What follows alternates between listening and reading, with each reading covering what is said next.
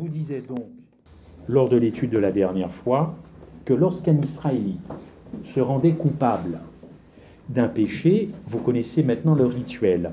Le rituel exigeait qu'il égorgeât lui-même l'agneau dont le sang était porté ensuite devant un rideau, ce rideau qui séparait le lieu saint du lieu très saint. Derrière le lieu très saint, il y avait effectivement l'arche de la loi. Et s'il venait, c'est parce qu'il avait violé la loi. Donc il fallait réparation. On sait aussi que c'était le sacrificateur qui était chargé de cette tâche, tandis que le pécheur, lui, était pardonné. Vous connaissez le processus. Ce pardon ne pouvait être accordé qu'à la condition que la vie soit ôtée, en l'occurrence un agneau. Jusque-là, vous me suivez. Un agneau innocent. L'animal n'avait évidemment strictement rien fait. Pour que l'hébreu, lui, soit libéré de la culpabilité, et on reparlera de cette culpabilité, pour qu'il soit libéré de cette culpabilité du péché, il y avait donc un transfert. Les psychanalystes connaissent très bien, il y a toujours un transfert entre le patient et son psychanalyste. Donc on est vraiment là dans quelque chose que l'on peut comprendre. La mort de cet agneau, écoutez bien, n'avait aucune valeur si elle n'était pas comprise par l'hébreu comme une préfiguration du sacrifice de Christ. Si moi je venais égorger mon agneau simplement parce que j'avais violé la loi et que j'étais juif et qu'il fallait être dans le process, je ne sais pas quel est le rapport entre ce qui a pu se passer et Dieu. Il fallait vraiment que l'hébreu prenne conscience que ce qu'il est en train de faire préfigurait la venue du Messie. Bon. Ce qui devait rendre la cérémonie particulièrement pénible. Vous avez un pécheur qui doit égorger lui-même un animal innocent. Ça ne se passe pas forcément en 2 minutes. Si l'animal est rétif, s'il bouge, ça ne devait pas être si évident que ça que d'égorger un animal. Aujourd'hui, vous le savez, plus de sacrifices d'animaux, mais au fond, nous ne prenons pas au sérieux le fait que nos péchés font souffrir le Christ. Et nous le savons, nous le verrons, c'est lui l'agneau maintenant. C'est lui l'agneau. Donc je ne sais pas si on peut continuer de dire que les Hébreux faisaient tout et n'importe quoi parce qu'ils n'avaient pas vraiment conscience de ce qu'ils faisaient, mais si moi je me regarde, et même si je n'ai pas d'animal à égorger, est-ce que pour autant j'ai pris conscience du péché finalement par rapport à l'Hébreu? On est persuadé que le mal que l'on fait finalement ne concerne que nous et l'entourage. Moi, si j'ai un problème avec Mireille, pour moi c'est très clair, c'est entre Mireille et moi, éventuellement sa famille, la mienne, mais c'est assez circonscrit tout ça. Mais non, le péché c'est pas simplement entre nous, le péché blesse et continue de meurtrir dans sa chair celui qui est là-haut quelque part dans ce que l'on appelle le lieu très saint. Donc on est comme les Hébreux, on n'a pas finalement conscience du mal que l'on fait. On le circonscrit encore une fois aux frères, aux sœurs, à la famille, aux patrons, aux collègues, mais c'est beaucoup plus que ça, le péché. Comprenons bien, et je vais aborder ce thème du sanctuaire céleste sous l'aspect de la souffrance de Dieu. Parce que je trouve que nous regardons trop à nos souffrances, pour tout dire. Je ne les minimise pas, elles sont diverses et variées, elles sont parfois profondes, ça peut même aller jusqu'à l'ultime acte, le suicide, mais il faut se décentrer. Et au fond, le christianisme, c'est ça. C'est se décentrer de soi-même pour maintenant regarder les souffrances de Christ. Donc le sanctuaire céleste, oui, la purification, oui, mais au prix de souffrances, pas les nôtres, les siennes. Donc on va aller voir un petit peu ce qui se passe. Comprenons bien que l'existence même du péché,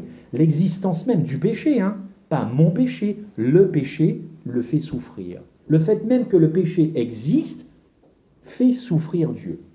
Voilà. Alors si vous y rajoutez les vôtres et ceux de la terre entière, vous comprenez que c'est une souffrance abominable pour le Christ. Bien que le plan ait été établi depuis la fondation du monde et que Christ ait été cloué sur le bois, le fait même, encore une fois, que le péché existe est une souffrance. Pourquoi, selon vous? Pourquoi le péché, c'est une souffrance pour Dieu? Je vous donne la parole. Parce que c'est une négation de sa personne Oui. et de son amour. Déjà, tout à fait. C'est une négation de son existence. C'est une négation de son caractère, qui est un caractère d'amour. Finalement, comme diraient les jeunes, c'est un ovni. C'est quelque chose qui n'a pas lieu d'être et qui pourtant, maintenant, depuis à peu près plus de 6000 ans, le fait souffrir. Il est même descendu sur Terre pour faire quelque chose contre cela. Mais la chose dure.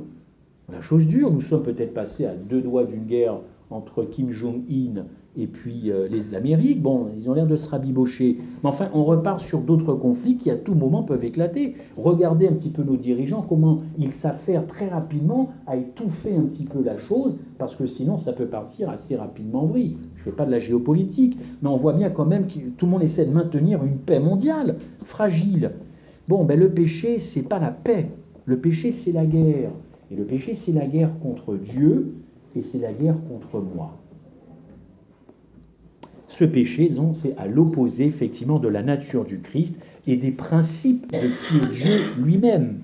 Et quand le péché, maintenant, rentre dans mon cœur ou dans votre cœur, là, c'est double, voire triple souffrance. Parce que le péché existe, ça fait souffrir Dieu, mais maintenant, le péché fait souffrir ses enfants. Donc, c'est encore un rajout de souffrance pour Dieu. Alors, quand Jésus était sur terre, il a souffert de beaucoup de choses, mais il a surtout souffert aussi de l'indifférence des gens qu'il côtoyait. J'en veux pour preuve une citation. Alors, je vous la livre, cette citation, dans Jésus-Christ. Le fait que ses compassions n'étaient pas appréciées, que son amour restait sans réponse, que sa miséricorde était dédaignée, que son salut était rejeté, tout cela remplissait l'âme de Christ d'une douleur inexprimable. Inexprimable. Ces choses ont contribué à faire de Jésus-Christ l'homme de douleur d'Ésaïe que nous connaissons. Donc il ne faut pas croire que Christ était robotisé. Je descends sur terre, je viens, je fais mon travail, je vais à la croix, je ressuscite, je reste 40 jours et puis ensuite c'est l'ascension, je remonte. Madame White nous dit très clairement qu'il souffrait de solitude, mais il souffrait d'une indifférence quasi générale. Je suis sûr qu'ici, il n'y a pas grand monde qui accepterait d'être un parfait anonyme et passer toute une vie dans une indifférence totale auprès de son entourage. Il y a déjà suffisamment de gens qui souffrent dans leur famille, mais si vous rajoutez la solitude et l'indifférence, je pense que ça, c'est probablement une maladie mentale qui arrivera, une déprime, une dépression, parce que on n'aime pas souffrir d'indifférence, au contraire, on veut qu'il y ait de l'interaction entre les gens. Christ a souffert de cette indifférence. Il y a des parents qui souffrent, par exemple, de voir leurs enfants s'écarter de Dieu. Eh bien, on peut donc comprendre maintenant la citation d'Ellen White, que je vais vous citer. Elle se trouve ici. Alors, je vous la livre. Il en est peu qui considèrent les souffrances que le péché a causées à notre Seigneur. Le ciel tout entier a souffert de l'agonie du Christ, mais celle-ci n'a pas commencé et ne s'est pas terminée lors de la manifestation en chair du Sauveur, c'est-à-dire l'incarnation. La croix est une révélation à nos sens émoussés de la douleur que le péché, dès qu'il fut conçu, a causé au cœur de Dieu. Chaque injustice, chaque acte de cruauté, chaque échec essuyé par l'humanité dans ses efforts pour atteindre l'idéal divin remplit son cœur d'affliction. Donc nous avons un Dieu qui souffre dès le départ, mais nous avons son Fils qui continue de souffrir. Alors jusqu'à quand l'homme va-t-il faire souffrir son Sauveur? C'est une question que je vous pose parce que vous êtes chrétien. Vous pourrez peut-être me répondre. C'est une question que je ne poserai pas forcément aux gens qui ne sont pas croyants, parce que pour eux, pas de Dieu, pas de souffrance. Mais nous qui sommes croyants, qui professons être chrétiens, la question est délicate. Jusqu'à quand Christ va-t-il encore souffrir? Alors les puristes vont me répondre, Daniel 8, 14, jusqu'à ce que le sanctuaire soit purifié. Nous sommes en 2018, ça a commencé en 1844. Faites le calcul. Sommes-nous plus proches de la fin, au milieu, debout, avant, je ne sais pas.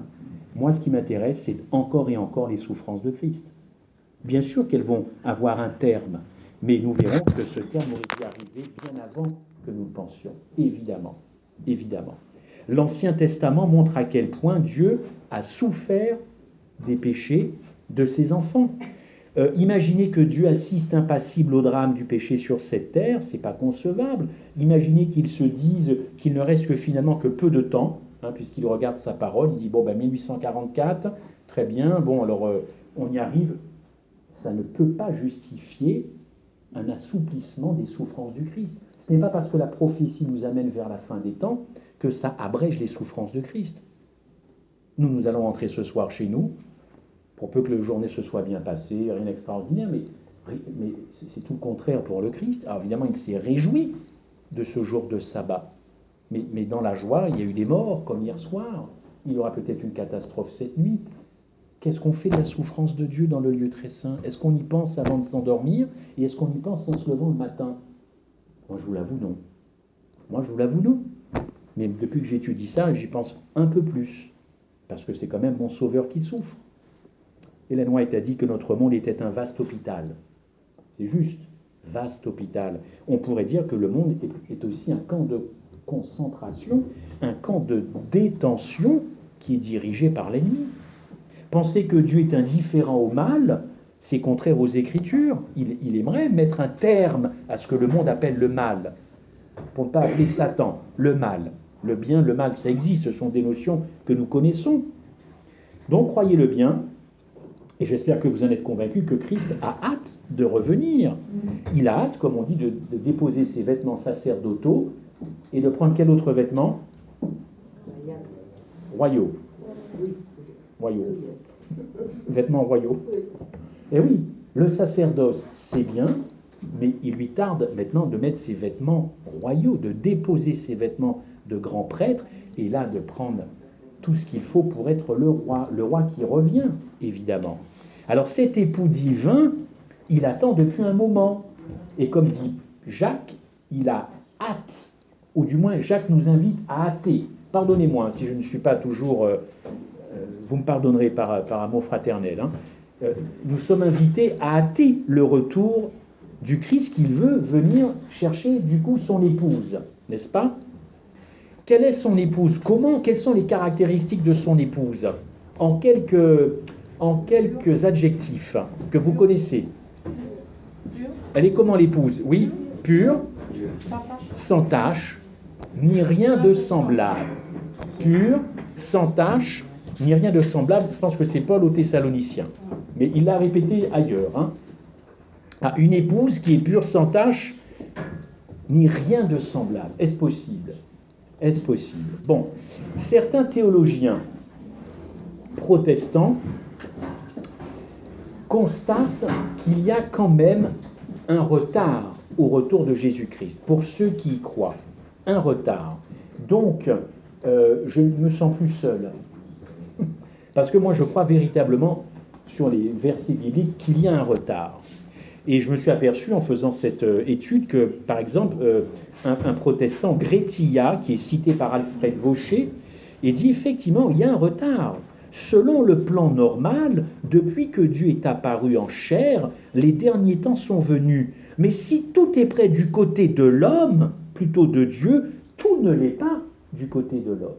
C'est frappant quand même qu'un protestant qui, a priori, ne croit pas à la purification du sanctuaire, constate quand même qu'il y a un retard. Et c'est un protestant qui le dit. D'autres vont le citer, j'en citerai plus tard. Pressensé pense la même chose. Pendant ce long délai, Christ porte les péchés de son peuple, les miens, les vôtres, n'est-ce pas? Et ce souverain sacrificateur, il fait quelque chose. Premier texte que je vous propose, je vous en proposerai un autre, pour gagner un petit peu de temps. Le souverain sacrificateur avait donc un rôle de médiateur. Ça, je pense que vous l'avez saisi.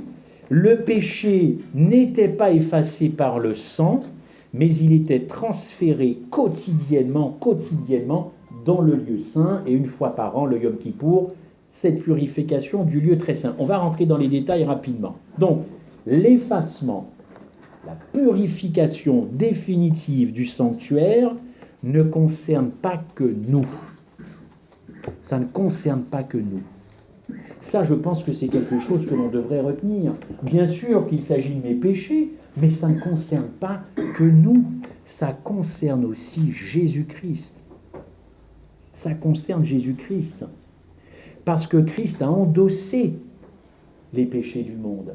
Donc maintenant, il aimerait bien aussi être déchargé des péchés du monde. Parce qu'à chaque fois que je fais une bêtise, c'est enregistré, nous allons le voir tout à l'heure. Je blesse mon Sauveur. Il aimerait bien que je change, que je sois plus aimable, plus doux, plus patient, plus compréhensif, plus miséricordieux. Donc à chaque fois que j'enfreins ces lois naturelles du bien vivre ensemble, que l'on dit, ça blesse mon Sauveur. Donc je le charge à nouveau de quelque chose. Donc il fait quelque chose pour moi, mais il fait aussi quelque chose pour lui. Christ a bien endossé les péchés du monde entier.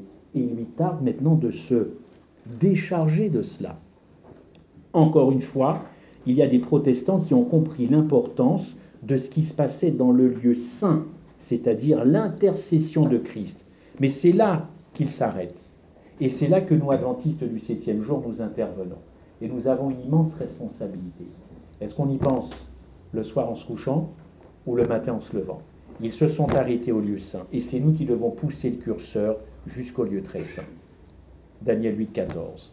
Hébreux, il suffit de lire ces textes-là. Nous avons une immense responsabilité de leur dire, ok, vous constatez que le lieu saint existe, on a des textes, on va les voir, Hébreux 9, Hébreux 8, ils savent que le lieu saint, ils savent que le lieu saint existe, qu'il y a une médiation, mais ils s'arrêtent au pardon, ils ne vont pas jusqu'à la purification. Et c'est là que nous avons un rôle à jouer. Donc vous comprenez que si parmi nous de moins en moins y croient, nous allons donc revenir en arrière à une position protestante. Et donc, puisque eux se sont arrêtés et que nous avons avancé, du coup, nous faisons une marche arrière pour les retrouver. Et ça, c'est embêtant, parce que au-delà du fait qu'on parle de doctrine, c'est la personne même de Christ que nous sommes en train de nier.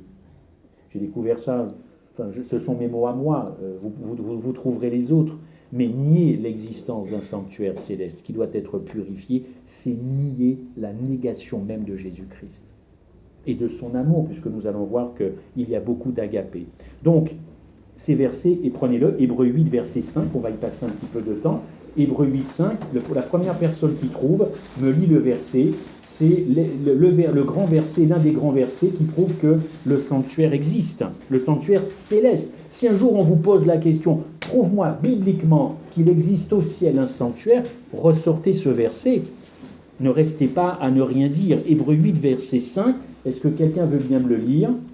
8, verset 5. Alors, il suit le 4. Hein. La découpe dans second est un peu spéciale. Alors, lisons 5. Est-ce que quelqu'un veut bien me lire 5? 8, 5.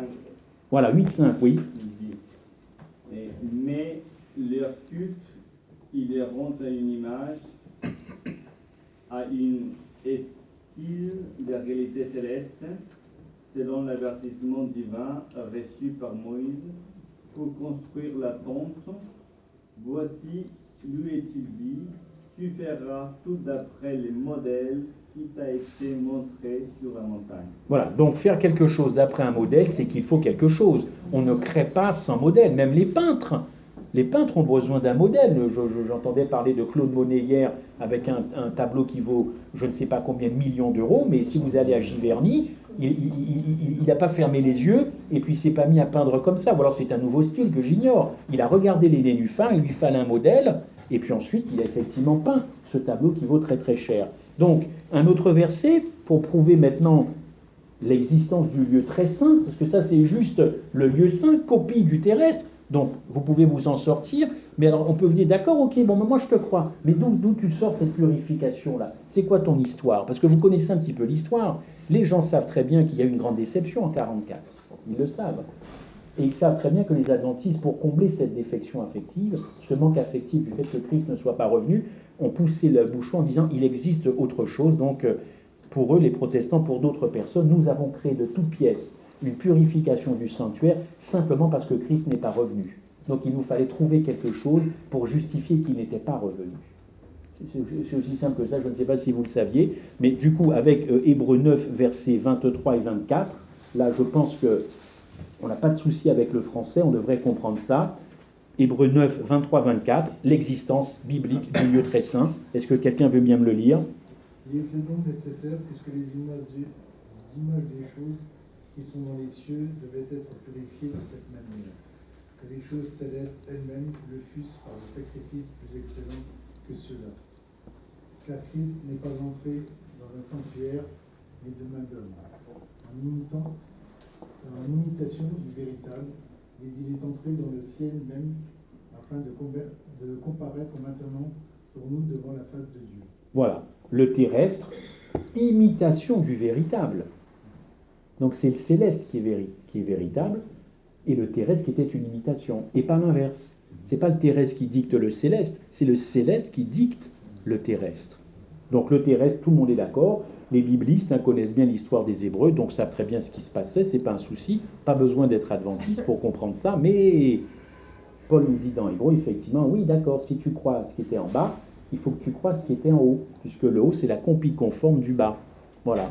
Avec ces deux versets-là, vous pouvez avancer. Mais si vous ne les avez pas en tête ou notés quelque part, vous ne pourrez pas prouver bibliquement qu'il existe bien un Dieu très saint qui doit être purifié. Parce que s'il existe, c'est bien, mais enfin, il se passe quand même quelque chose depuis 1844. Là aussi, c'est une autre date biblique. Très bien. Donc nous avons une grande contribution, nous adventistes, au niveau de la doctrine, et là je ne m'en tiens qu'à la doctrine, selon moi, pour prouver l'existence du sanctuaire céleste, mais y compris un lieu qu'on appelle le très saint, et qui doit être purifié, et on va voir ce que ça veut dire, avant que le Christ revienne. Parce qu'encore une fois, nos amis protestants se sont arrêtés au lieu saint dans le pardon, et d'autres dénominations, mais il n'y a pas forcément une préparation spéciale au retour de Christ. On attend, grosso modo, on est dans l'attente, il va revenir, on est dans l'attente. Mais cette attente-là, bibliquement, nous demande de nous préparer. Et c'est ce qui se passe actuellement dans le lieu très saint. Je pense qu'ici, tout le monde s'est préparé à venir. Moi, je me suis préparé à venir. Ceux qui sont mariés ont préparé leur mariage. Des couples qui attendaient des enfants ont préparé la venue de l'enfant. Je ne vois pas comment, dans la vie courante, il y aurait absence de préparation pour tout. Un voyage, ça se prépare. Des obsèques, ça se prépare. Une naissance, ça s'attend, ça se prépare. Enfin, j'ai l'impression qu'on prépare tout. Le sabbat, ça se prépare. Le repas, ça se prépare. On attend les enfants. Mais alors, pourquoi le plus grand événement qui doit arriver, ça ne se préparerait pas? Pourquoi je suis juste dans l'attente et je m'arrête là? Basta, comme diraient les Espagnols. Non. C'est pas du tout là, pas du tout. Donc depuis 1944, on est dans cette phase finale. Cette purification finale du sanctuaire, nous le savons, elle ne peut pas durer éternellement. Et pour qu'elle cesse, il faut que nous arrêtions, alors très pragmatiquement parlant, d'arrêter d'envoyer des péchés au ciel. Et là, vous allez me dire, tu es bien gentil, mais comment faire? Comment cesser de pécher? Parce que plus j'envoie, plus il y a du travail là-haut, et plus il y a du travail là-haut, moins le retour se fait, parce que c'est compliqué, notre affaire là. Il faudrait que nous cessions de pécher, que nous cessions d'envoyer effectivement des péchés pour qu'ils soient pardonnés, mais aussi qu'ils soient effacés. Je vous donne un petit exemple. Est-ce que je voulais donner l'histoire de la petite fille qui a une très jolie robe? Bon, je vous le donne parce qu'il y avait des absents la semaine dernière. C'est une maman qui a pris des heures et des heures à confectionner une très belle robe. Sa petite a 8-9 ans. Très belle robe. La petite met la robe, merveilleux. C'est merveilleux. Elle part jouer avec ses petites camarades. Bim boum boum, elle tombe dans une flaque d'eau. Il avait plu quelque temps auparavant, quelques heures. Elle revient. Sa robe toute jaune, toute belle, que sa mère a mis des heures. Elle est immaculée de boue. Il y a de la boue partout. La petite est malheureuse. Elle pleure comme une madeleine. Maman, je te demande pardon. Je te demande pardon. J'ai été bousculée. Je suis tombée. Je suis vraiment désolée. Elle se met à pleurer. La maman dit, mais je te pardonne. Ça peut arriver. Ce sont des choses qui arrivent.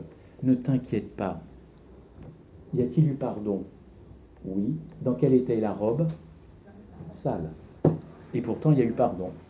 Mais la robe continue d'être sale. Or, justement, c'est ce que Christ fait. Il veut nettoyer la robe. Et dans ce cas-là, dans mon cas présent, il veut nettoyer mon cœur. Oui, parce que là, mon costume est propre. Quand même. Ok? Donc vous saisissez, pardon, oui, mais ça ne suffit pas le pardon.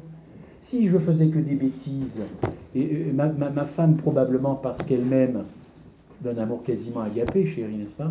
Non, elle n'écoute pas. Elle me pardonnerait, mais elle ne comprendrait pas que je réitère tout le temps les mêmes choses.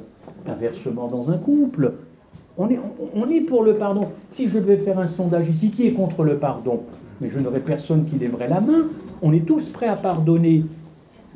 Mais si vous réitérez tout le temps la même chose, le même acte, c'est un petit peu compliqué. Soyez les bienvenus. C'est compliqué, vous comprenez? C'est compliqué. Jésus ne peut pas mettre un terme à cette œuvre de purification, et je vous le rappelle, c'est mon cœur qu'il veut purifier, c'est mon caractère, on va y revenir.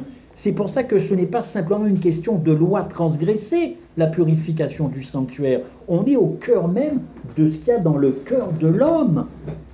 Donc il ne peut pas mettre un terme à cette purification sans ma collaboration. Et là, on n'est pas dans les œuvres.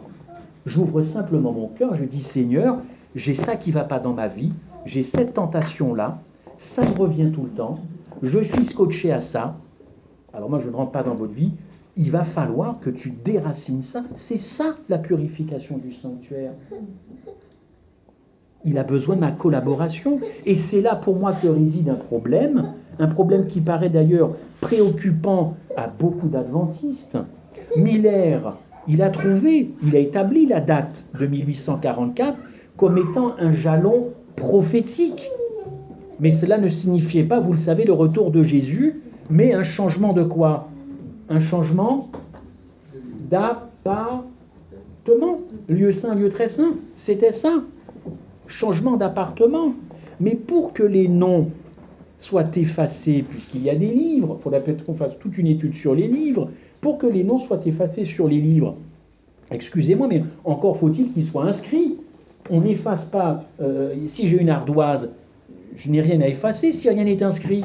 Donc le nom peut être inscrit. Prenez par exemple Luc 10, verset 20, et quelqu'un d'autre prend Philippiens 4, 3. Croyez bien que le pardon et l'effacement, c'est pas la même chose. C'est capital de croire ça dans le plan de la rédemption. Luc 10, verset 20, et une autre personne me lit Philippiens 4, 3. Et il y a beaucoup d'autres versets qui font la différence entre le pardon et l'effacement. Luc 10, verset 20 et Philippiens 4, 3. Le premier qui trouve me le lit. Cependant, ne vous réjouissez pas de ce que les esprits vous sont soumis, mais réjouissez-vous de ce que vos noms sont écrits dans les cieux. Voilà. Se réjouir que nos noms sont inscrits dans les livres, notamment le livre de vie, je pense. Est-ce que quelqu'un veut lire Philippiens 4, 3? Donc le nom, il y a des livres, il y a des noms qui sont inscrits. Très bien. Et moi aussi, disait le collègue, oui, je te prie de les aider. Elles ont combattu pour l'évangile avec moi et avec Clément et les autres compagnons d'œuvre, dont les noms sont dans le livre de vie. Voilà, livre de vie. Le nom est inscrit. Ok, on est bien d'accord. Maintenant, acte 3, verset 19. Acte 3, verset 19. Très important. Les livres sont là, les noms sont là, vos noms sont là, merveilleux, gloire à Dieu, n'est-ce pas? Alléluia.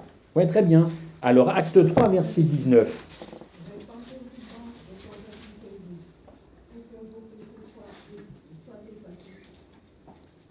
Oui, c'est ça, continuez.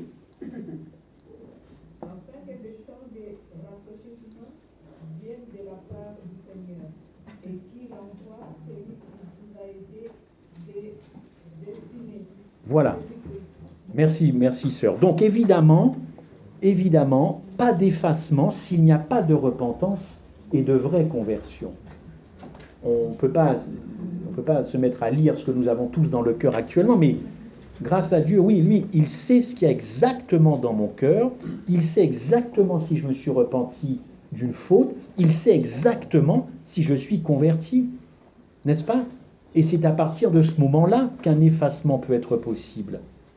Et vous remarquerez dans ce texte que l'effacement est lié à quoi? Au temps de rafraîchissement.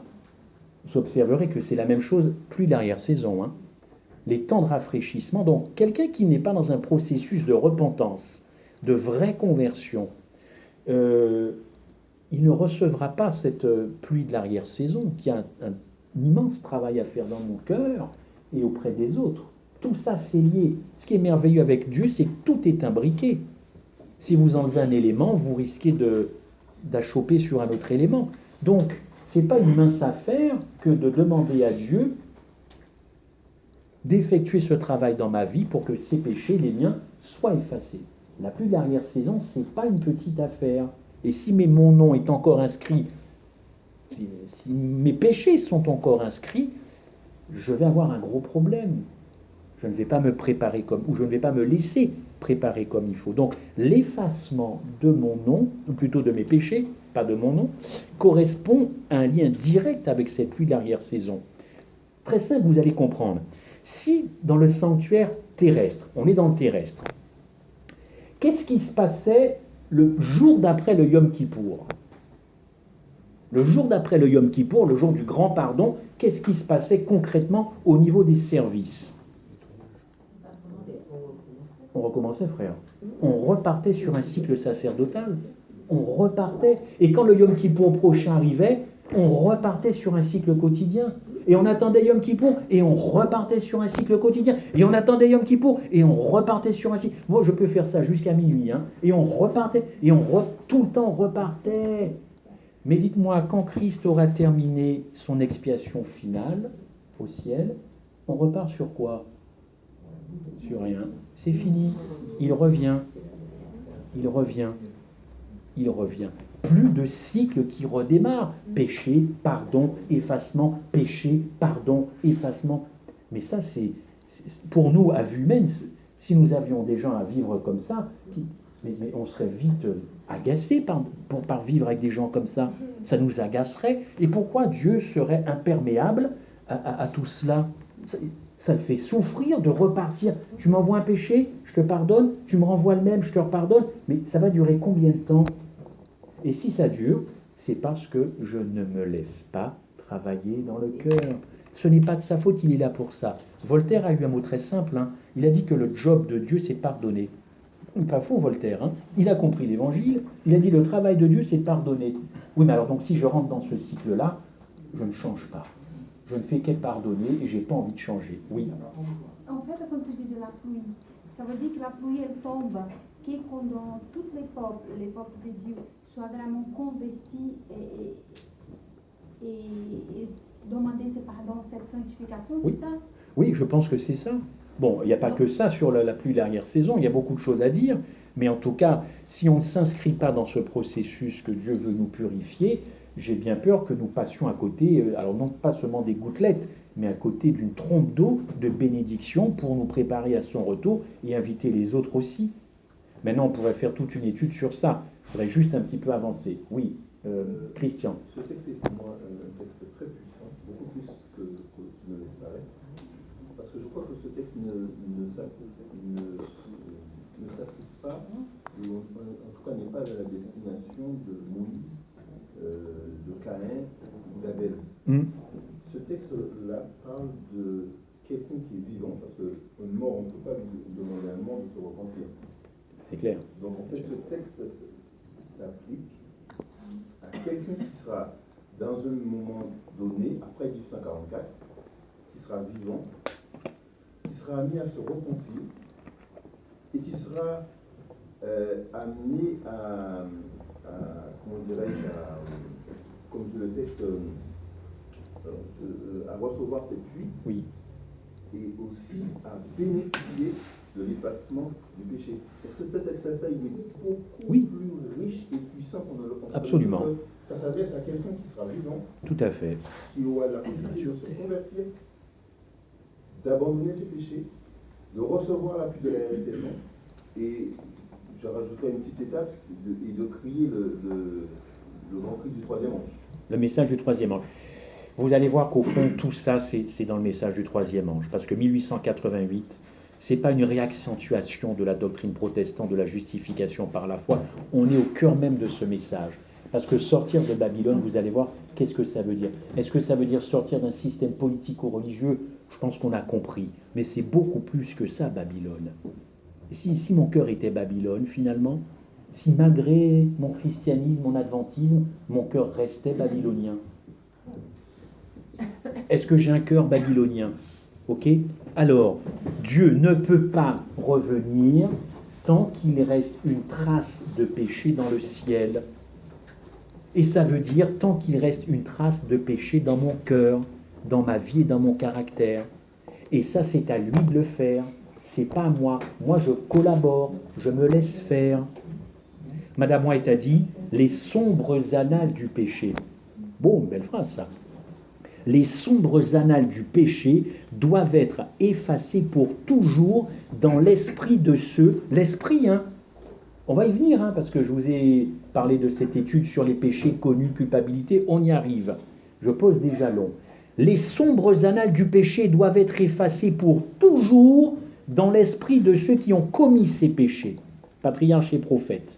Ainsi, au jour du jugement, les péchés de tous les vrais pénitents, vraie conversion, vrai repentant, vrai pénitent, seront effacés des livres célestes pour ne plus revenir à la mémoire. Qu'est-ce que la mémoire vient faire là-dedans?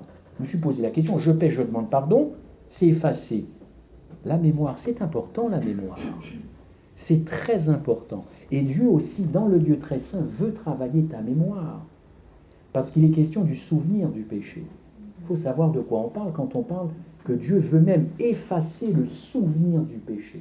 Est-ce que le souvenir du péché, c'est le souvenir de l'acte de péché que tu as commis? Probablement, mais Ellen White va plus loin. Elle dit que ce n'est pas l'acte en lui-même, c'est le péché, la trace que le péché a fait dans ton cœur et que tu as encore en mémoire. Oui, parce que le péché, ça laisse des traces. Beaucoup de traces dans nos vies. Beaucoup de traces. Alors on avance. Vous savez qu'il existe différentes sortes de péchés. On va faire très très simple. On va prendre le péché volontaire, péché involontaire. Il y en a d'autres péchés. Dans les péchés volontaires, vous pouvez mettre les péchés conscients, les péchés qui sont faits par choix. Je choisis de pécher. En gros, je choisis de transgresser la loi. C'est une transgression. Et les péchés volontaires, c'est fait en toute connaissance de cause. Donc, je connais la loi de Dieu. Je connais ma Bible. Les péchés involontaires, ce sont des péchés inconscients que l'on commet par oubli ou par ignorance de la loi. Alors vous me direz, oui, mais attention, parce que ignorance, inconscient, il peut y avoir des nuances. Oui, mais pour avancer, nous classifions cela en péchés volontaires et péchés involontaires. Sur la base de quoi je dis ça? Sur la base de textes bibliques. Alors, il y a différents textes. Prenez les notes. Je vais m'arrêter sur un péché qui est très important. Alors, on a d'abord les péchés connus. Vous lirez tout Lévitique 6 et tout Lévitique 7. Ça parle des péchés connus. Vous avez le péché 6 et 7.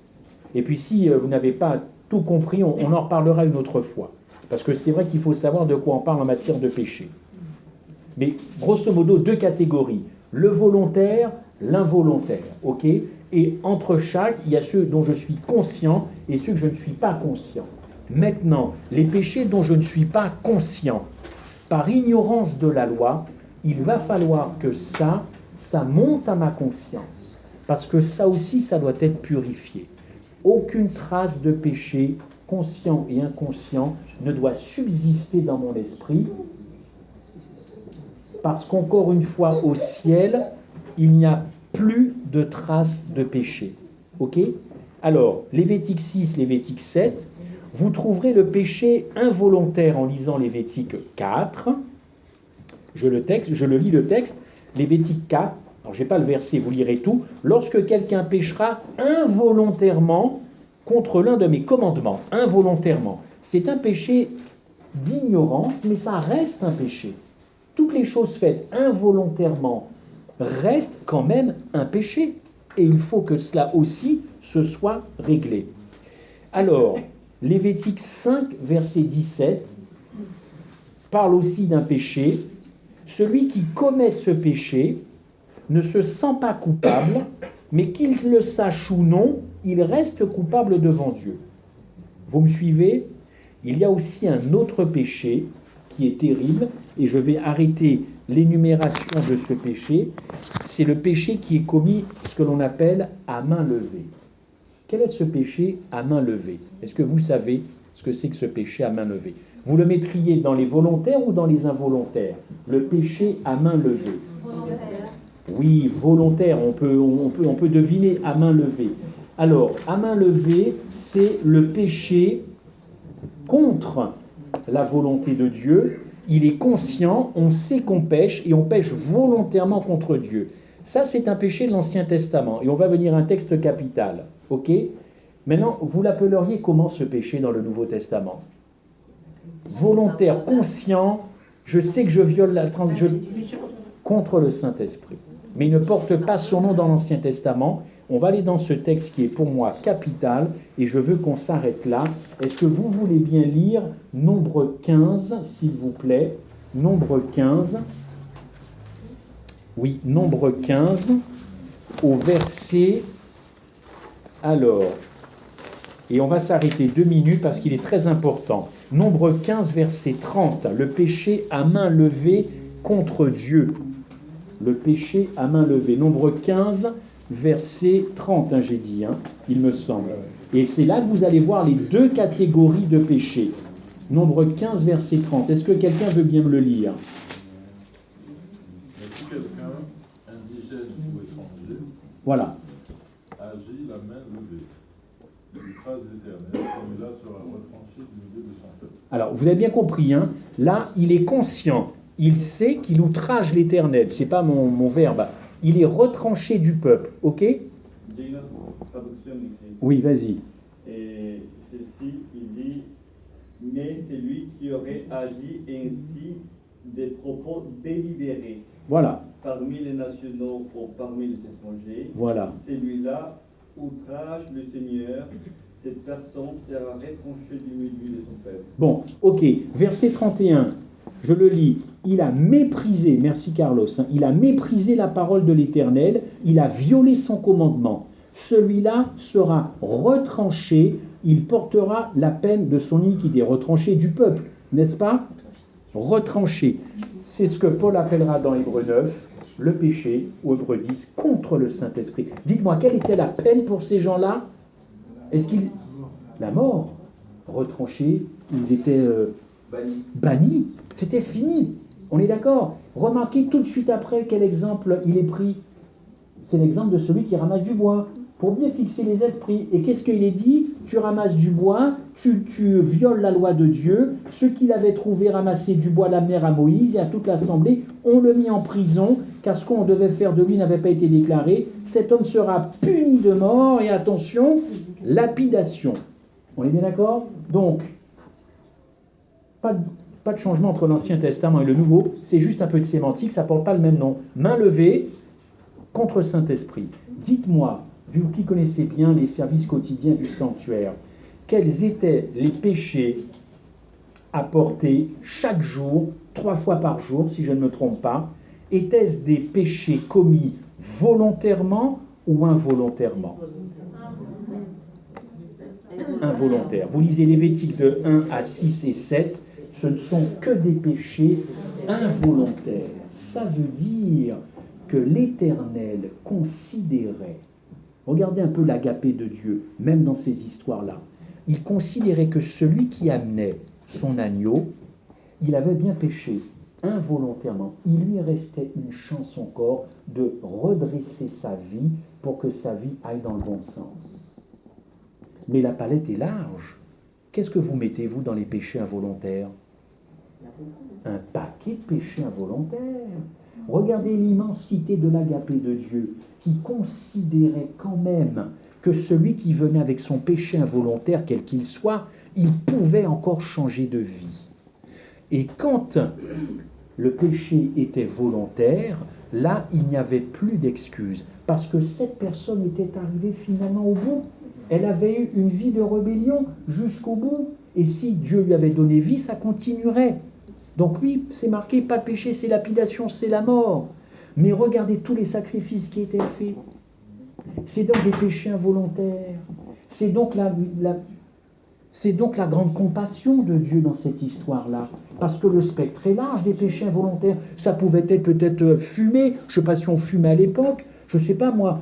Voyez comment Dieu était capable d'accueillir tous ces péchés involontaires, parce qu'il n'y avait que ça qui était admis dans le service quotidien.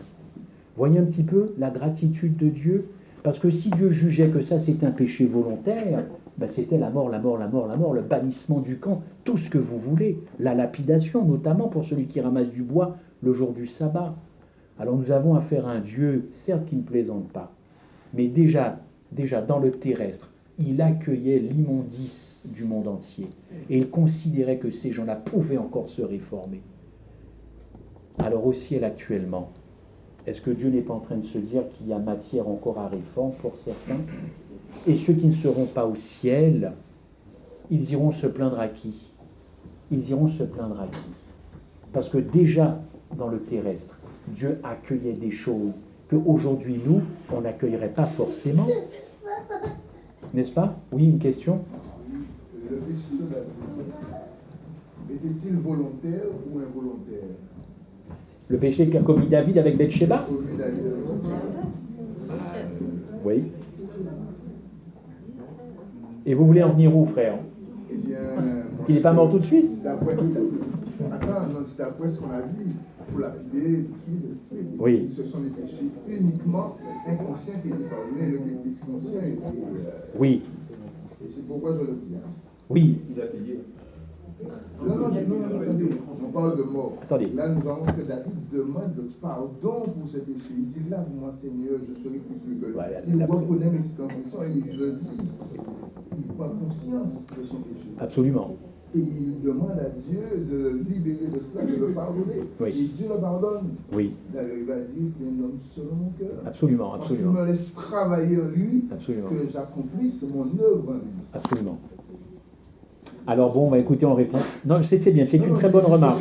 Non, mais c'est une bonne remarque. Là, on est vraiment dans les... C'est une bonne remarque. Oui, attends, le frère a levé la main d'abord. Oui. Tu m'as précédé parce que ce que je voulais dire, Oui. c'est vrai qu'on dit les péchés involontaires, Oui. mais même celui qui a plus de devoir dans le sabbat. Oui, nombre 15, oui. Parce que quand on lit l'Ancien Testament, on a l'impression que Dieu, il sans pitié, etc. Mais on regarde quand même que quand on fait une recherche approfondie, on voit que cet homme, il est resté quand même, ça s'est pas fait tout de suite pendant le sabbat. Oui. Ça a pris du temps. Oui. Il lui a été donné du temps Oui. de se repentir. Voilà, de se réformer, oui. Jusqu'à ce que Moïse consulte les mêmes savoir qu'est-ce qu'il devrait faire. Tout à fait, tout à fait. Il y a beaucoup d'autres cas, on voit, lorsqu'ils ont mis des serpents, oui. Ils ont fait aussi des... Mais tous ceux qui ne s'obstinaient pas là-dedans, qui dirigeaient le regard vers le serpent d'airain, et vers l'Éternel, étaient sauvés, oui. Absolument. Donc, ils ne restaient pas dans l'obstination. Tout à fait. C'est une très bonne remarque. Et vous remarquerez qu'aujourd'hui, celui qui sera perdu, il aura persisté consciemment, durablement, structurellement dans ce que les chrétiens, ce que la Bible appelle le péché. C'est-à-dire le péché, c'est-à-dire la rébellion contre Dieu. Il faut bien catégoriser les péchés parce qu'ils sont bibliques, ils sont nommés à main levée, Saint-Esprit. Mais globalement, c'est une vie de rébellion qui sera finalement sanctionnée. Et c'est encore même pas Dieu qui sanctionne, c'est moi-même qui vais me sanctionner par une vie de rébellion.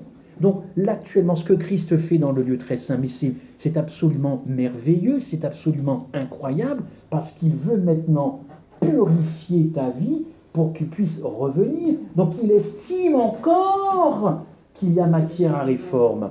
Mais maintenant, il lui tarde de revenir, parce que nous avons cette connaissance. Le chrétien biblique qui aime la Bible, qui étudie, il a cette connaissance. Il ne peut pas dire « je ne savais pas ». Il y a un adage qui dit « nul n'est censé ignorer la loi ». Mais si vous connaissez tous les articles du Code civil pour ne pas enfreindre un article, vous les connaissez tous? Non, on ne les connaît pas. Mais la Bible est suffisamment claire, elle, pour nous dire attention, c'est ta vie, c'est avec moi ou sans moi. Vous comprenez? Donc, ce n'est pas simplement ce qui se passe dans le lieu très saint, une espèce de juridique, d'un acte juridique. Bon, alors tu pêches, j'efface. Non, mais il y a de l'agapé, il y a de l'amour là-dedans, il y a de la croix là-dedans, parce qu'il veut encore donner une chance. Oui. Oui. Quand on voit le fait que sans rester 40 lorsque l'Éternel, lorsqu'il y a eu les 12 espions, oui. Il n'y a que 2 qui croyaient et les autres oui. n'étaient pas d'accord. Mais c'est là qu'on voit la longanimité de Dieu. Parce que tout à fait. Il ne faut pas donner 40 ans alors qu'il voit les détruire. Tout à fait.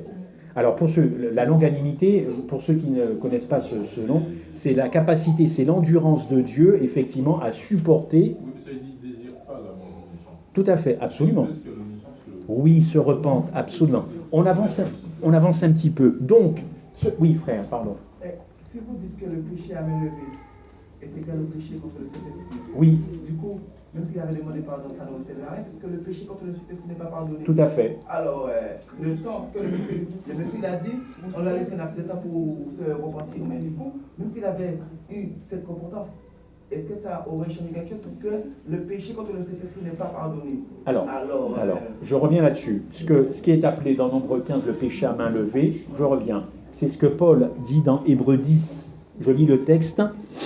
Il ne reste plus de sacrifice. Vous lirez tout le texte d'Hébreux 10, 26, 29. Il y a 2 mois, ici même, j'ai fait toute une étude sur le péché contre le Saint-Esprit, sur le blasphème contre le Saint-Esprit. Franchement, on pourrait dire, mon Seigneur, avec ton amour, tu pourrais quand même tout pardonner. Franchement, pourquoi il y en a un que tu ne pardonnes pas? Franchement, Dieu est amour. Jean, fais un effort, pardonne, y compris le péché contre... Mais ce n'est pas possible pour Dieu de pardonner le péché. C'est impossible puisque ça dépend de l'homme. C'est l'homme qui refuse l'éclaircissement du Saint-Esprit. Il refuse d'être éclairé par le Saint-Esprit. Donc il se coupe même de la vie. Donc c'est lui-même qui s'auto-censure. Donc c'est forcément ce que Paul dit en Hébreux 10. Pour ça, pour des vies comme ça, de rébellion, tout le temps, consciemment, structurellement, volontairement, il n'y a plus de sacrifice pour le péché. Tu t'es coupé toi-même de la seule chose qui peut éclairer ta vie pour que tu reviennes dans le bon chemin. Je ne sais pas qu'est-ce que Dieu peut faire de plus, les amis. Je ne sais pas. Donc, même si cette personne, c'était trop tard parce qu'elle est arrivée au bout d'une vie qui, de toutes les façons, est une grande vie de rébellion. C'est la seule réponse que je peux vous apporter. Oui. Pour répondre au frère, prenons le cas de Pharaon. Oui. Regardez tout ça de manifestation de la puissance de Dieu, de l'amour de Dieu. Franchement, un monarque, vous prenez n'importe quel président, vous n'aurez pas attendu tout ça de temps. Non. Avec un gars qui s'oppose comme ça. Et pourtant, malgré que Dieu va avec la dernière plaie, oui. il a fait un coup, il retourne encore comme son arme pour les détruire, pour combattre contre Dieu. Tout à fait. Tout à fait, merci. J'avance les amis, on pourra discuter après. Bon, donc, il faut qu'il y ait une purification des péchés conscients, volontaires de ce que je fais, mais aussi cette purification des péchés involontaires, par ignorance, par maladresse, par oubli, ce que j'ai cité. Il faut que ce soit purifié. Mais c'est une grande question, encore une fois, pourquoi faut-il que les péchés inconscients soient purifiés? Moi, je me suis posé cette question, mais il en va du ciel même. Il en va du ciel même. Nous voyons toujours tout à notre niveau là, mais il en va du ciel. Il y a une magnifique citation. Ceux qui pensent que la purification du sanctuaire ne concerne que les registres du ciel, la déclaration qui suit montre que ces livres sont une photocopie, une photographie de mon caractère. C'est pas simplement un registre juridique et j'efface le nom parce que tu es bien, tu es venu à Christ, tu t'es battu. C'est pas simplement juridique cette affaire du sanctuaire céleste. Ce qu'il y a écrit dans les livres, c'est la photo de mon caractère. Vous ne connaissez pas mon caractère. Il y a une personne qui connaît bien mon caractère sur cette terre. C'est celle avec qui je vis. Allez la voir. Dieu connaît mon caractère. Mais si vous voulez un retour direct, allez voir mon épouse. Je vis H24 avec elle. Elle va vous dire, waouh, quel caractère! Et là, ça vous fait rire. Mais ça ne fait pas rire Dieu, ce caractère-là. C'est pour ça qu'il souffre. Donc, c'est pas simplement... Alors, je lis ce... Écoutez, c'est magnifique. Volume 5, Ellen White. De même que l'artiste reproduit sur la toile les traits du visage, ainsi les traits de caractère de chacun sont reproduits dans les livres du ciel. Dieu possède une photographie fidèle du caractère de chacun. Nous ne pouvons pas nous défiler. On peut tromper le monde, on ne peut pas tromper le registre au ciel. Commentaire biblique, volume 5, vous trouvez aussi la même citation dans Tragédie des siècles. Ce livre du souvenir, c'est le miroir de l'individu. Et je vous pose une question. Si un miroir reflète le visage souillé d'une personne, comment pourrait-elle obtenir un visage propre? Est-ce qu'elle lave le miroir ou est-ce qu'elle lave son visage? Est-ce qu'elle lave le miroir ou est-ce qu'elle lave son visage? Gardez la réponse pour vous, méditez ça ce soir. Faites-en un sujet de prière, mes amis, comme moi j'en fais. Écoutez ce que Wagoner a déclaré. Extraordinaire, le frère Wagoner, là, je vais vous dire. Sur l'effacement, sur cette histoire de caractère, de photocopie, voici ce qu'il a déclaré. Nous devons garder de l'idée que l'effacement du péché s'obtient en passant une éponge sur une ardoise ou en faisant une entrée au crédit d'un compte pour le solder. Ceci ne constitue pas l'effacement du péché. Un ignorant qui voit un thermomètre pour la première fois crut pouvoir diminuer la température ambiante en cassant le thermomètre. Non, non, pas du tout. On peut imaginer l'effet obtenu sur le temps atmosphérique, le même que l'effacement des péchés sur un registre. Arracher une page du livre, brûler le livre contenant le souvenir ne purifie pas le péché. C'est pas en brûlant la Bible que vous ferez disparaître la Bible. Le péché n'est pas supprimé en détruisant le livre sur lequel il est rapporté. Pas plus le fait de jeter une Bible au feu n'abolit la parole de Dieu. Il fut un temps où toute Bible trouvée était détruite. Et pourtant la parole de Dieu a subsisté. Je pourrais continuer de lire. Bon, vous lirez ça plus tard avec moi. Vous connaissez que mon amitié pour ces deux hommes, là, Jones et Wagoner. On en reparlera, n'est-ce pas? Nous avons vu qu'il existe donc, grosso modo, péché volontaire, péché involontaire. L'apôtre Paul, d'ailleurs, pour les deux péchés, il parle du vieil homme. Vous connaissez cette expression, le fameux vieil homme et ses œuvres. Donc le plan du salut concerne aussi bien les péchés conscients que les péchés inconscients. N'est-ce pas? Vous êtes toujours avec moi. Maintenant, tout au long du service quotidien, chaque jour, là, matin, midi et soir, la culpabilité provenait des actes de péché. J'espère quand même que l'hébreu se sentait coupable. Ou alors il arrivait comme ça en disant bon, c'est bon, on connaît la musique, on va faire ça. Allez hop, balance le sang et on verra plus tard demain. Non, non, j'espère quand même qu'il avait conscience qu'il tuait un animal innocent et le sang, eh ben ça sent. Le sang froid, ça sent. Le sang chaud, on peut même tomber dans les pommes. Le sang, c'est pas bon, ça colle, ça se gélifie. Enfin, je ne sais pas pour vous, mais en tout cas, bon, voilà, rien qu'à l'image du sang, il y a des gens qui peuvent tomber dans les pommes. Eh bien, cette culpabilité-là, l'homme doit en être délivré. Et maintenant, on passe à un autre niveau maintenant. Il y a beaucoup de gens qui se sentent coupables. Ils ont pourtant été pardonnés. Cette culpabilité-là, elle doit être effacée de notre mémoire. Et c'est une citation d'Ellen White, je l'ignorais, elle avait aussi parlé de ça. Beaucoup de gens se sentent coupables aujourd'hui, chrétiens, non chrétiens. Mais ça aussi, ça doit disparaître. Dieu ne peut pas venir rechercher des gens qui ont encore la mémoire de leur culpabilité sur terre. C'est invivable de se sentir coupable. Invivable. Ça a fait fuir Adam et Ève du jardin. La première chose qui s'est passée, ils sont allés se cacher parce qu'ils se sentent coupables. Eh bien aujourd'hui, les grandes religions païennes, elles s'inspirent de cette culpabilité. Pourquoi? Parce qu'il faut apaiser le Dieu. Il faut l'apaiser. Il est en colère contre moi. Il faut l'apaiser. Toutes les religions païennes sont à l'origine de cela. Maintenant, pour nous, monothéistes, croyant qu'il n'existe qu'un seul Dieu, nous avons hérité de cette culpabilité. Et maintenant, elle ne s'appelle pas... elle s'appelle justification par les œuvres. Parce que je veux faire quelque chose pour me disculper de ma culpabilité vis-à-vis de Dieu. Et ça, mes amis, ça doit être déraciné du cœur. Je veux faire ça pour Dieu. Je veux faire ça. Je veux faire ça. Ça, c'est à la base de toutes les religions païennes. Je vais aller à Saint-Jean-de-Compostelle faire 40 jours de marche. Je vais aller mettre des cierges pour me faire pardonner. Je vais aller à Jérusalem. Je vais aller à Sy. Je vais faire des pèlerinages. Je veux me disculper parce que je me sens coupable. Eh bien, c'est marqué, c'est très subtil, ça peut finir en justification par les œuvres. Par les œuvres. Sortir de cette culpabilité. N'est-ce pas? Et Dieu veut régler ce problème de culpabilité. Je reviens un instant sur les péchés inconscients. Dans Testimonies, volume 7, chacun a des traits cachés de caractère qui doivent venir à la lumière. Ça doit monter maintenant, ça doit ressortir. Qui vous êtes vraiment quand personne ne vous regarde? J'enlève mes lunettes. Qui vous êtes vraiment quand personne ne vous regarde?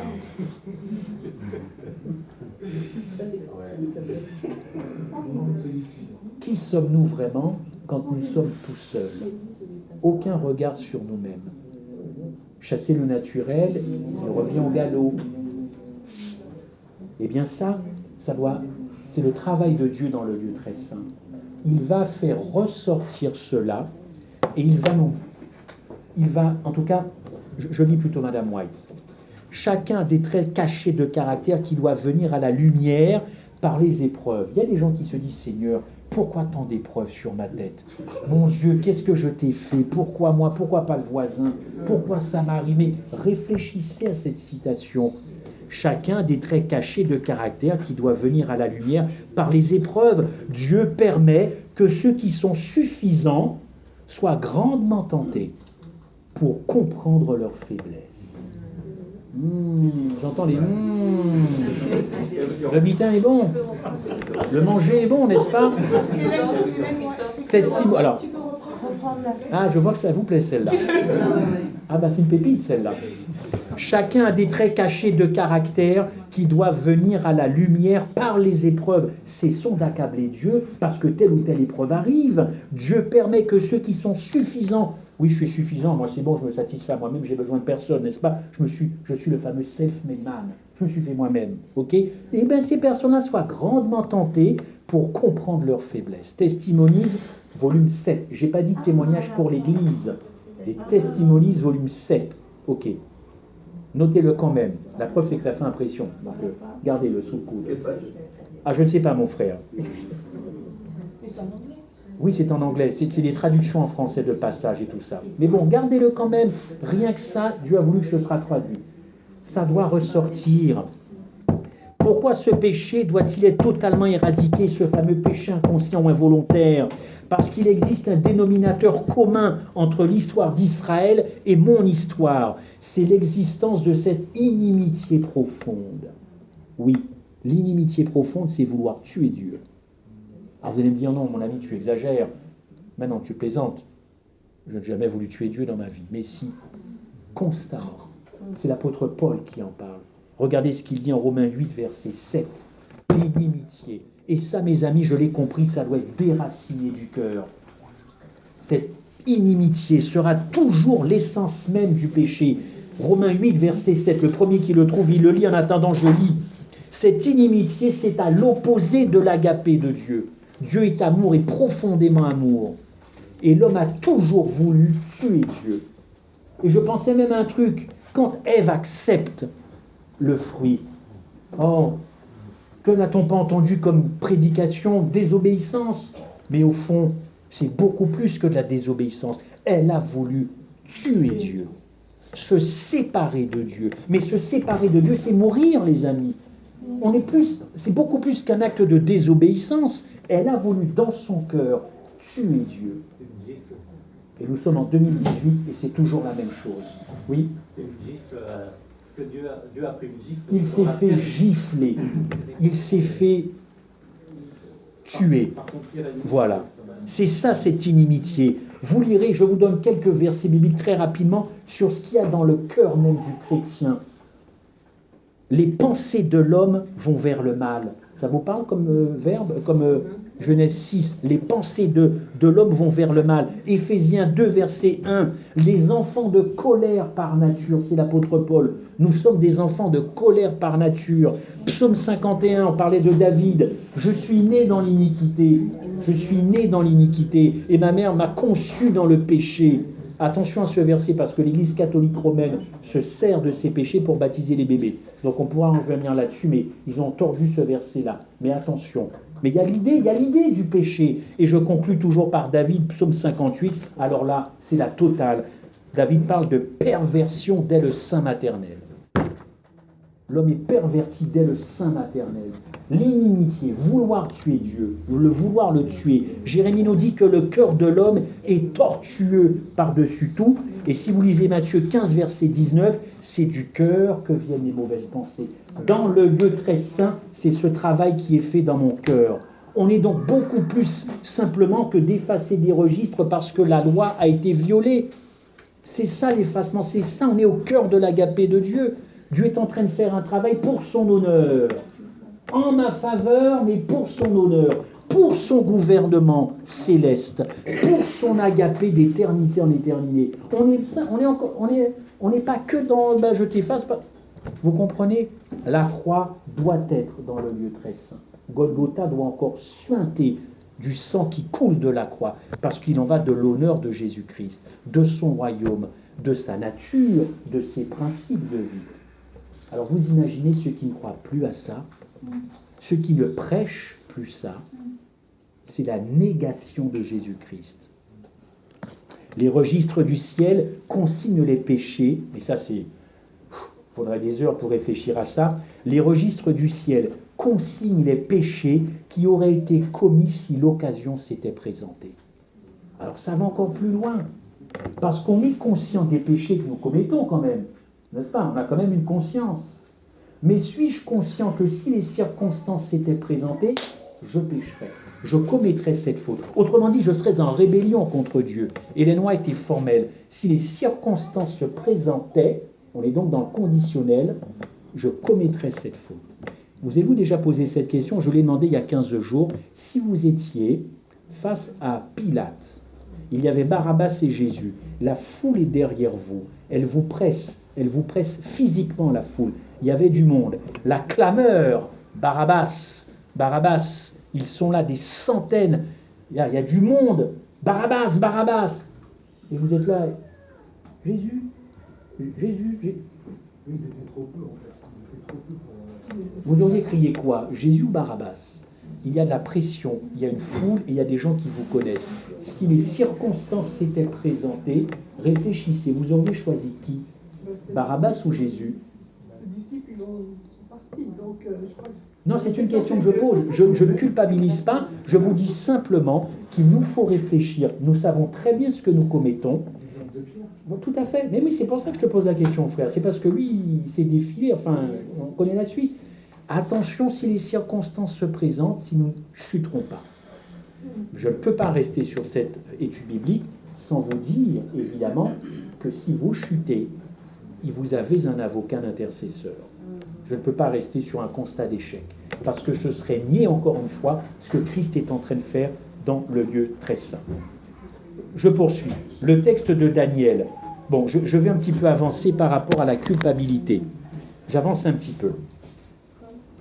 Il faut qu'à l'issue des 2300 soirs et matins, cette doctrine du sanctuaire céleste, il faut que le sanctuaire de Dieu soit rétabli.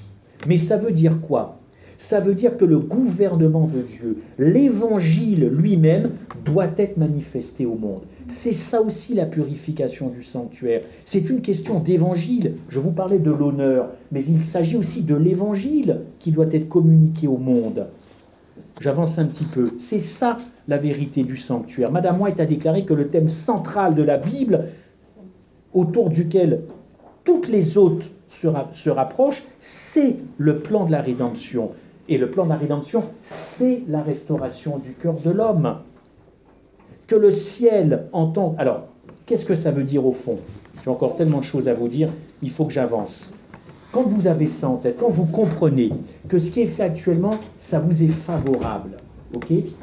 Que la collaboration doit se faire, qu'il s'agit de l'honneur du gouvernement de Dieu, de son nom, de la restauration de qui il est. Franchement, est-ce que vous allez continuer à penser que la seule chose qui vous intéresse, c'est la vie éternelle? Eh bien, voici ce qu'il est dit. Que le ciel, Madame White vous dit, je répète, le thème central de la Bible, autour duquel tous les autres se regroupent, c'est le plan de la rédemption. C'est la restauration dans l'âme humaine de l'image de Dieu. Quand vous avez ça dans la tête et dans le cœur, le ciel va s'effacer comme récompense. vous n'y penserez pas. Vous n'y penserez pas. Et beaucoup trop de chrétiens pensent d'abord à aller au ciel plutôt que la restauration du caractère de Dieu dans ta vie. J'attends le ciel.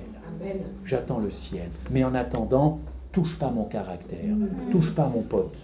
Ça, j'ai connu ça dans les années 80, SOS Racisme. Je veux le ciel. Je vais aller au temple, hein. Je vais faire tout ce qu'il faut. Mais ne touche pas mon caractère. Eh bien, c'est d'abord la restauration de ce que Dieu veut faire dans ton cœur qui compte le plus plutôt que de penser au ciel. C'est ça l'évangile. Au fond, c'est ça l'évangile.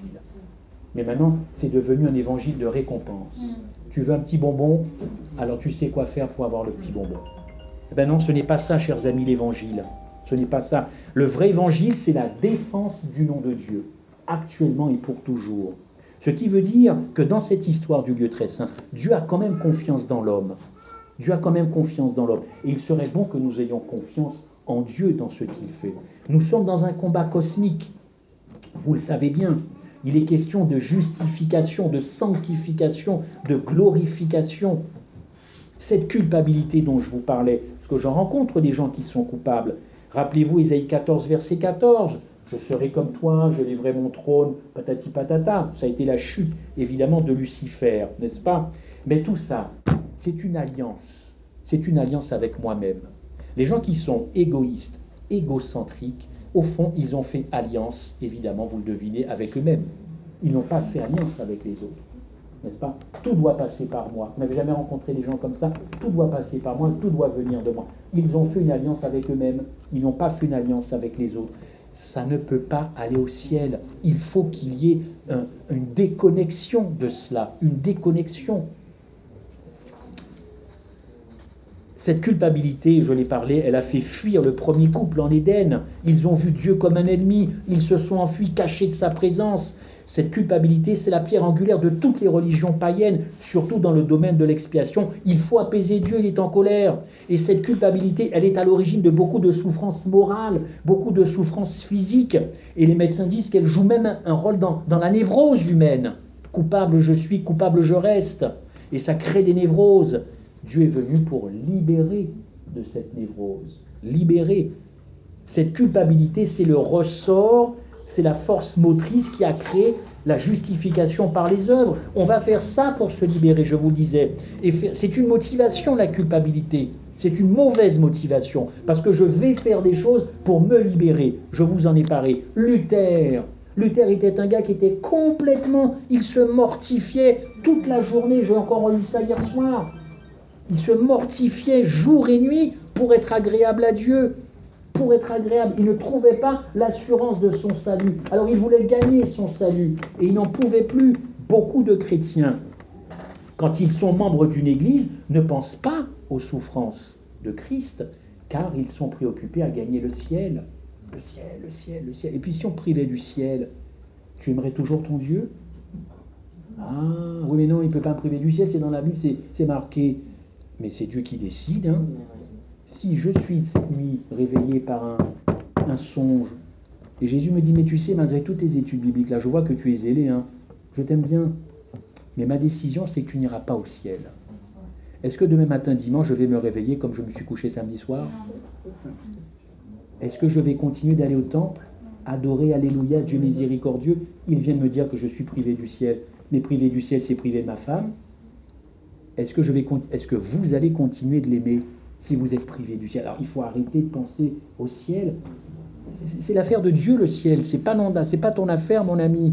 Pense d'abord à ce qu'il fait, à son nom, à la défense de son caractère.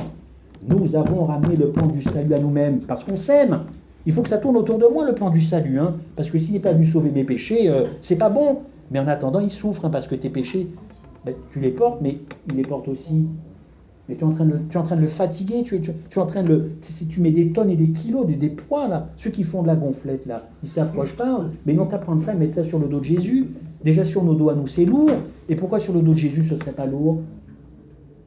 Eh oui, nos amis, l'Église, le corps des croyants est plus préoccupé par son assurance du salut que par les souffrances du Christ dans le lieu très saint, afin que son nom soit glorifié, n'est-ce pas?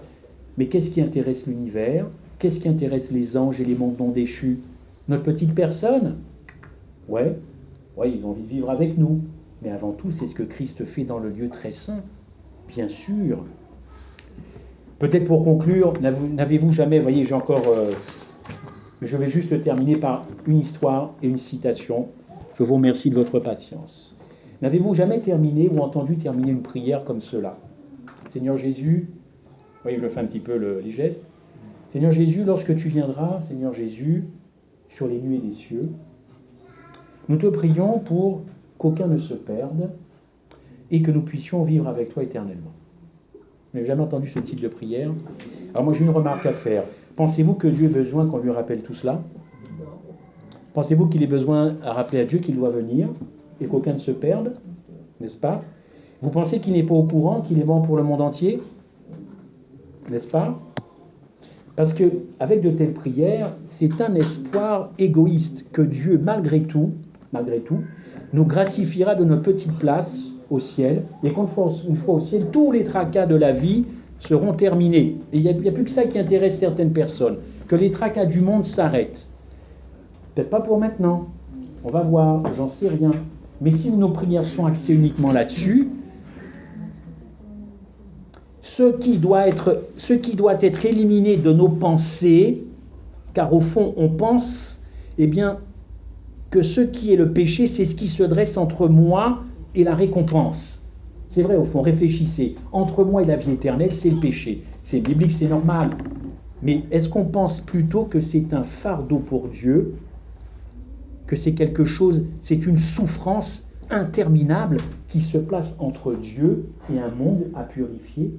Vous voyez, on voit encore ma distance entre moi et la récompense, mais on ne voit pas la distance qui existe entre Dieu, le péché et le monde à purifier.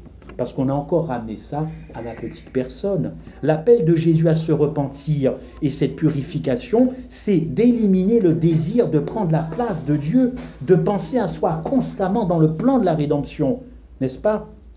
Beaucoup de textes dans Jésus-Christ. Alors, je vais juste terminer ceux qu'ils ont percé. Regardez le psaume 69, verset 21. Est-ce que quelqu'un veut bien me le lire? Le psaume 69, verset 21. Et je vais terminer par une citation. Le psaume 69, verset 21. Oui, 69, verset 21, s'il vous plaît. Je brise le cœur et je suis malade.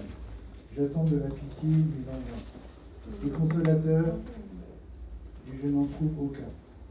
Ils mettent du fiel dans ma nourriture, et pour apaiser ma soif, ils m'abreuvent de vinaigre. Pauvre. Jésus cherche des amis qu'il aime. Jésus cherche des gens qui pensent à lui. Jésus cherche des gens qui pensent à lui dans sa souffrance actuelle. La mort de notre ami hier soir l'a peiné. La mort peine. La mort le blesse. Il n'y a pas que nos péchés qui le blessent. Et il cherche comme sur terre. Et sur terre, il n'a pas trouvé une main secourable. Il n'a pas trouvé un regard compatissant. Ils ont tous fui au pied de la croix, sauf sa mère. Et Psaume David nous rappelle, je cherche, je ne trouve pas. Et actuellement, Jésus cherche et il ne trouve pas encore ces gens-là. Allons-nous encore considérer la purification du sanctuaire céleste comme juste un acte juridique à accomplir avant d'aller au ciel? Ou allons-nous d'abord penser à ce que Christ fait et comment il le fait en faveur de moi, si je collabore? Voilà une vérité expérimentale. Ceux qu'ils ont percé. La contemplation de la croix à la lumière de Daniel 8, 14 arrachera l'Église à sa propre suffisance. Parce que Daniel 8, 14, c'est costaud, c'est puissant, c'est profond, mais c'est de l'agapé. La contemplation de la croix à la lumière de Daniel 8, 14 arrachera l'Église à sa propre suffisance et à son sommeil. Seule, elle conduira les enfants de Dieu au sanctuaire, le cœur brisé par la repentance la plus profonde de tous les siècles. Elle amènera à supplier Dieu avec une telle ferveur d'effacer les péchés qu'ils prieront comme Moïse. Sinon, efface-moi de ton livre. Ça, c'est l'évangile inconditionnel, sans arrière-pensée. Car le sanctuaire ne peut être purifié que par l'effacement soit des péchés, soit du nom des pécheurs. La peur du jugement, la peur des plaies, de la perdition ne provoquera pas le réveil si nécessaire. la perspective d'échapper aux misères et aux inconvénients de ce monde ne changera pas la condition spirituelle de Laodicée. La solution se trouve en Daniel 8,14. Que les enfants de Dieu contemplent l'agneau dans le sanctuaire céleste, celui qu'ils ont percé. Que la trompette retentisse, appelant le peuple de Dieu à la repentance. Joël 2. Alors seulement se produira un puissant réveil et une grande réformation. Alors le message qui déclare l'heure de son jugement est venue, pleinement compris, éclairera la terre de la gloire de Dieu. Apocalypse 18. La voilà, la terre qui doit être éclairée de la gloire de Dieu. C'est ça. C'est un cœur totalement purifié, régénéré, une collaboration avec l'Éternel. Gardez en mémoire ce fameux psaume et dites-vous qu'il n'y aura pas de purification morale au moment où Jésus revient. Tout doit se faire maintenant. Pas de purification morale au moment où il revient. Il vient chercher une épouse, nous l'avons dit, sainte, pure et irréprochable, ça a été dit en début d'étude. Que Dieu nous aide à comprendre les profondeurs du sanctuaire céleste et de cette purification à la lumière de l'Évangile. À la lumière de l'Évangile. C'est tout ce que je vous souhaite à vous et à moi. Que Dieu nous garde en tout cas.